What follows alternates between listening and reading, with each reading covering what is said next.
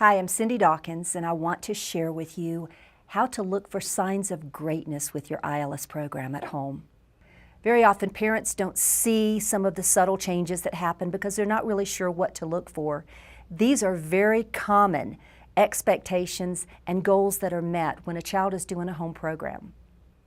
So you should begin to see changes with increased confidence, boosted self-esteem, improved eye contact, better sleep, appetite changes, and willingness to take new challenges. You will find that it's easier to engage in new situations, better communication, sometimes for good or bad, depending on those circumstances and developmental stages that they're passing through, or they're picking up important skills that they may have missed. For instance, if they've never moved through the terrible twos or were very clingy as a young child, they may shift into a greater sense of independence that may be interpreted as defiance or disobedience. But really they're just expressing their own opinion of what they want to do or even what they want to wear. 80% of parents report the first thing that they notice is improved self-confidence and an ability to try new things. We very often see increased eye contact, visual attention, and improved engagement with play and language skills. Motor coordination skills improve, whether it's balancing on uneven surfaces, using both sides of the body, having more flexibility on the playground, or they become better at following the rules. We see increased stamina with team sports and outdoor activities, and greater participation and interaction with others. Your child may develop better balance on the playground, whether walking along the curb, demonstrating more coordination on a trampoline, demonstrating the ability to stand on a balance board or stabilize on a bike or a scooter. They may take more risk with movement opportunities and explore playground equipment that previously they avoided. They may demonstrate an ability to stabilize paper when writing, hold the paper and turn it when they're cutting with a fork and knife together, opening containers or fastening devices with greater ease. They may be able to move from one activity to another with improved fluidity with movements. You may see better listening, understanding, and actually catching the meaning when they're being instructed verbally. You may notice better endurance, strength, and improved coordination with changing activities, and more confidence in their personal motor skills. We very often see listening changes. They're able to pay attention when they're around distracting noises, and they hear you the first time that you speak to them.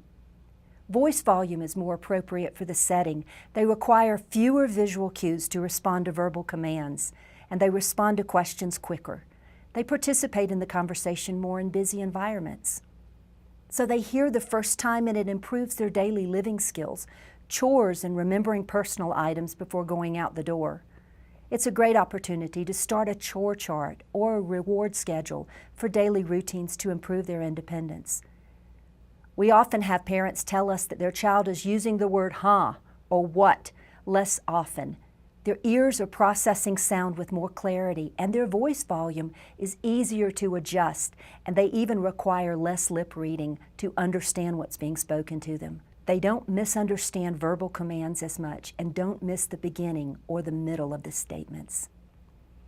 Academic changes that are often reported, a growth in peer interactions, improved reading out loud and more independence reading to themselves, improved teacher reports due to improved visual attention. They're less disruptive in classroom, they have better sitting posture, improved skills with physical demands in PE. They're completing their homework with less stress.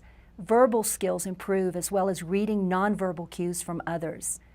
They're able to work in small groups without being as distracted or overexcited, and less anxiety with school-related tasks. They have improved organization skills with folders and papers and books, better note-taking skills due to improved focus. They're able to do rather than just talk, and they are less needy with assistance because they're listening to the teacher's instructions. With social engagement skills, we very often see improved self-esteem, eye contact, expressiveness in language, organization of thought, much less rambling in their conversation, a sense of personal space, decreased stress in social settings, improved sustained visual attention to a speaker, shared play, and improved transitions with unexpected changes with regard to others. Behavior changes, improved adaptability with unexpected changes. Response to transitions, frustration tolerance. Their affect is very often less moody, and sleep is improved. They respond to verbal directives as well as visual directives with greater consistency. They enjoy play opportunities for longer periods of time. So what to expect? That listening and providing specific activities at the same time give the full results. Frequency, duration, and repetition matter. Adapt the program as skills are gained to provide continued challenges. Retention of the skills attained during listening are permanent. When a program is completed, you can move to another listening program. Consistency is the benchmark for success with iLs. If you miss a week or two, you'll need to move backward to pick up listening sessions, and your coach can give you guidance with the structure of your program. If your child becomes bored with the listening sessions, contact your coach for innovative ways of carrying out the program.